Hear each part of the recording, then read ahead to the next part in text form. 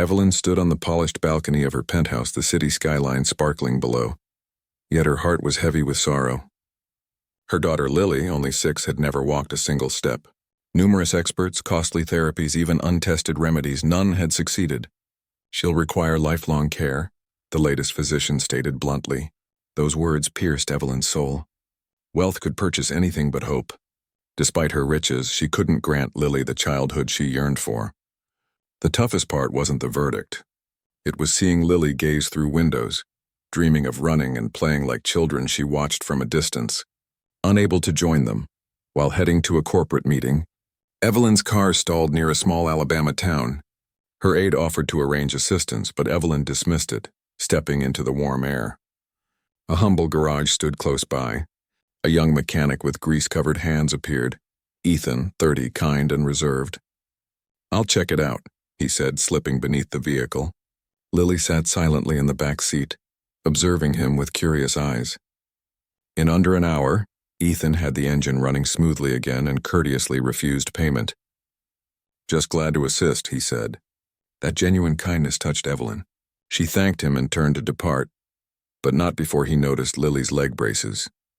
Ethan asked softly, "Is she healing from an injury?" Evelyn shared Lily's condition and the many failed treatments. Ethan nodded thoughtfully. "My cousin had polio. Doctors said similar things about him. I crafted a support frame once. It helped him walk." Evelyn paused. "You made it yourself?" she asked, doubtful. "Yeah," he nodded.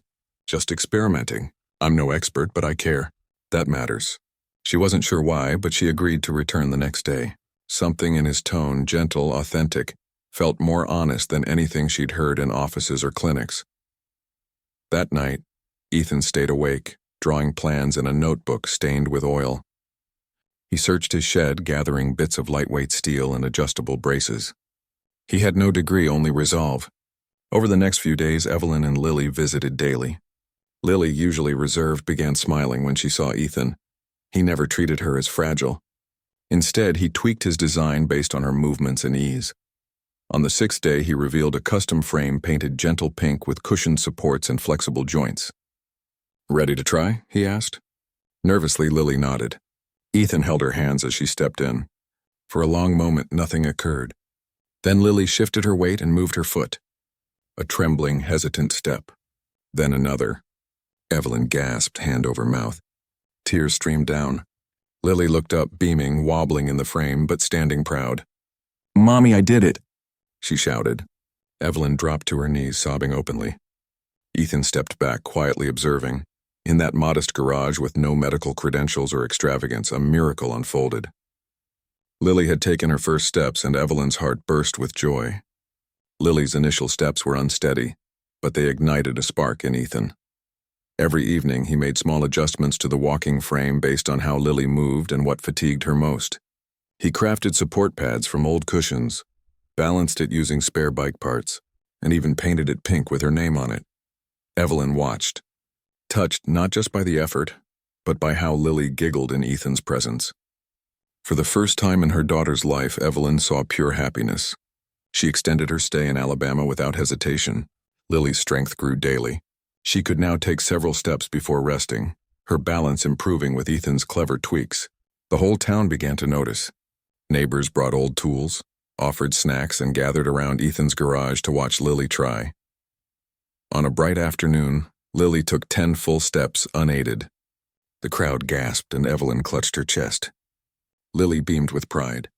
A neighbor filmed the moment and shared it online. The video spread rapidly. Comments flooded in from across the globe. Parents of children with disabilities, engineers, doctors, and strangers reached out in amazement. News outlets requested interviews. Medical firms made offers. But Evelyn declined them all. "This isn't for profit," she said. "This is for progress." She looked Ethan in the eye and added, "Let's build something lasting here." Ethan blinked in disbelief. Within weeks, Evelyn secured funds and permits to transform his old garage into a therapy innovation hub. Ethan's life changed overnight. Once the quiet man with oil-stained hands and worn boots, he became a beacon of hope. Evelyn hired therapists, engineers, and pediatric experts. But Ethan remained the heart of the project. He kept building adaptive devices using his practical ingenuity. listening closely to each child's needs. He and Evelyn worked side by side, not as billionaire and mechanic, but as equals united by Lily's courage. They named the center Lily's Steps. Months later, at a global tech conference, Evelyn stood before executives and said, "The wisest man I ever met doesn't wear a suit or hold a degree. He wears oil-stained overalls, works from a garage, and gave my daughter a future I never imagined possible." The audience rose in applause. Videos of Lily running across a grassy yard behind the garage played on the screen. The world saw her smile, her strength, and the man who made it possible. Back in Alabama, Lily now races neighborhood kids barefoot across the same gravel that once held her wheelchair. Ethan walks beside her, smiling quietly. Evelyn often joins them with fresh lemonade and a grateful heart. The therapy center grows each month, helping more families who once felt hopeless. And though the world watches in awe in that small town, what matters most is a little girl who can run, and a humble man who believes she can.